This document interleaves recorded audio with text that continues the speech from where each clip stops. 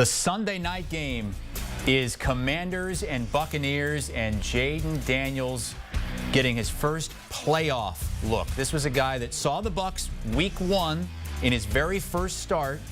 The Washington Commanders had a win total of 6.5 with a new quarterback, a new head coach, and they end up here in this spot against Baker Mayfield and the Bucs. Here's a highlight from that game. Yeah, it's Baker to Mike Evans. That's what started off another 1,000-yard season, the record-tying 11th in a row for Mike Evans. It was a 37-20 win for the Buccaneers. Baker Mayfield had 4 touchdown passes in that game. All 3 of the NFC games are rematches from the regular season. Chris Hassel, Douzable, and Pete Prisco. What, I guess, other than Jayden Daniels going through a full season, yeah. what else has changed since week 1? There's a couple things, right? You talked about it, Jayden Daniels. I went back and watched that game just a little bit ago, and the very first play for Jayden Daniels was a lateral pass to Brian Robinson. He threw it like 5 yards behind him, so I think he was a little nervous. He's totally changed. He's been cool, calm, and collective, not rattled at all. The biggest thing, when you look at the starting corners for that game for the Commanders, Benjamin St. Juste, bench, no longer playing for them. Emmanuel Forbes, who was a first-round pick for them, is no longer on the team. So that's going to be the biggest thing when you look at this game. Also, going back to this game, the Commanders did a really good job slowing down this run now. Liam Cohen hadn't really locked into the run game for the Bucs just yet. Bucky Irvin actually had a really good game, but he wasn't the RB1 yet. So when you look at this game, that's what I want to see. Jonathan Allen is finally healthy again. He's going to be up front with Jason Newton, Deron Payne, versus that very physical Tampa Bay Bucs offensive line. Who is going to win the line of scrimmage? And then the next thing I just thank God, right, the football guys, because Lil Birdie told me, seems like Marshawn Lattimore is going to be all right. And he he has an old rivalry with Mike Evans, going back to their days in the NFC South. So I'm so excited to see that game. We haven't seen Marshawn Lattimore much, but when he played in that Philadelphia Eagles game, he looked really good on A.J. Brown. Look for him to travel with Mike Evans in this game and, renew that rivalry. Yeah, but he also is coming off a hamstring. We know they both have hamstrings. But we know what happens when you first come off a hamstring, because Mike Evans actually lived that because he came back from the hamstring and got hurt Same again. thing with Lattimore. He got hurt again, too. So there's always a concern about that. But I think the biggest difference with the Bucs is their ability to run the football. They had a rookie center, Graham Barton, and he's improved each and every week. And as he's improved each and every week, the run game is improved. And I think that's the biggest difference. And because they can run the ball, it takes the pressure off Baker Mayfield. McMillan has become a threat in the passing game as well. So I think that's the biggest difference. The other thing is the backside for the Bucs. They're down guys on the safety spot. And who's going to be available? Will Winfield be available? I mean, that's the key. He was in that game. He was there. You could see him there. If he's not available, they're down 3 safeties, and that's a tough way to play Jayden Daniels. You guys know the last rookie quarterback to win a road playoff game? You got to go back 12 Mark years. Sanchez. No. Wasn't it? Russell Wilson. Oh, Russell Wilson, 12 years ago. It was the 2012 season. How does Jayden Daniels make it the first rookie quarterback to win a road game in 12 years? I think first and foremost, they got to get Brian Robinson going. And we've been saying this for the last couple of weeks.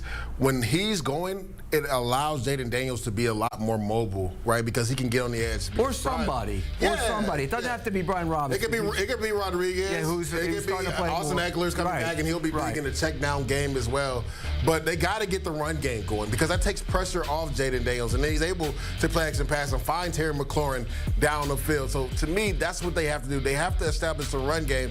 And Jayden Daniels, just continue to be who you are. He's unconscious. He's never phased.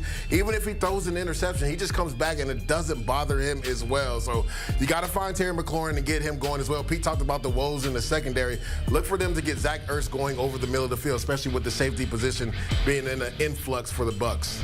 Yeah, and I think when you look at the other side, I think the Bucs, to get them going, you have to run the ball too. And again, it takes the pressure off Baker Mayfield. It takes the pressure off the offense to put up big plays. I do think both teams are going to get big chunk plays in this game. I think both defenses are vulnerable to big chunk plays. I think you can get them. This is going to be a high-scoring game. You're going to see a lot of points. It was, what, 37-20 the first time around? I think 37 might be the number that wins it again this time. But I think the losing team will be closer to that number this time around as well. So it'll be 37. 37, 35, 35, 30, something along those lines. Bucks have been there, done that. What, fourth straight time win in the division, that they've been in the postseason. A lot of these guys have this experience. A lot of young guys on that Washington team, including Jayden Daniels. Yeah, but there's a lot of young guys on the Tampa Bay team. Sure. At the head coaching position, though, Dan Quinn, even though in his first season, a lot of playoff experience. Correct. Taking the Falcons to the Super Bowl several years ago, but I believe that's the last time he's coached in a playoff game, Pete. Well, I mean, as a head coach, yeah, because he was in as a defensive Cowboys, last year. But again, he knows what it takes, and so does Todd Bowles. They both do. They've been around. They know what the playoffs are like. They know the intensity goes up. I don't think either one of them is going to get fazed by it. I think that he's brought a calm to that team. He's brought the culture to that team. He's done a great job, and I think they're smart enough. They let their coaches coach. And, you good with the backwards hat look? Yeah, I mean, that's Dan Quinn, man. That's Dan Quinn. That's what he's always been. I mean, look. The coaching edge, is there one? I don't think there's really an edge. Probably close, I mean, Quinn would probably get a little slight edge to me, but not much. Yeah, not at all. I think both of these teams are evenly matched. I think this is probably going to be one of the most competitive games of the weekend. To Pete's point, he thinks it's going to be a shootout to 37. I will say this. I'm looking forward to seeing this Commanders defense whole again, to see how well they played, because we talked about it. The Bucs' identity has kind of been a run team that has a lot of quick game, but then every once in a while takes shots down the field with Mike Evans.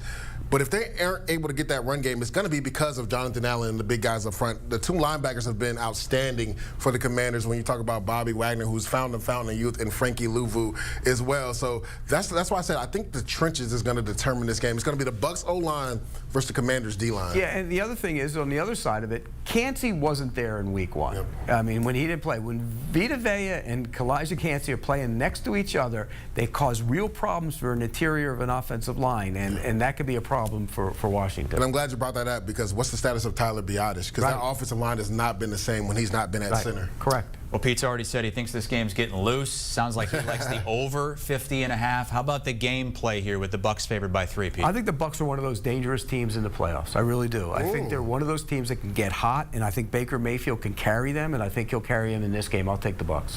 What'd you say? It's been 12 years since a rookie quarterback won on the road? 12 years, yeah. I'm going with the Commanders in this game. I just think Jayden Daniels, the way he's played and elevated his team the last few weeks, the defense finally getting healthy. I think Marshawn Lattimore will be a big boost to this defense.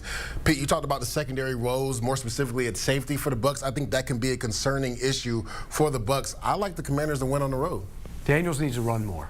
He needs to let it go. For sure. He needs to run more. Now that it's the postseason, it's okay to let it loose. Let him go. Let it loose. He'll run more. All right, that's Pete Prisco and Douzable looking at a couple of the NFC games on Sunday. We have a couple of games on CBS coming up this weekend. One on Saturday, one on Sunday. Which game are you guys more interested in? So me and Pete were actually talking about this earlier. I don't think enough people are paying attention to that Buffalo and Denver game. Think Denver could give them a game there? I think they will. It's strength on strength. Like, Denver leads in sacks, and Buffalo is giving up the least amount of sacks. So I can't wait to see that game. Yeah, they won't beat them, but they'll hang around.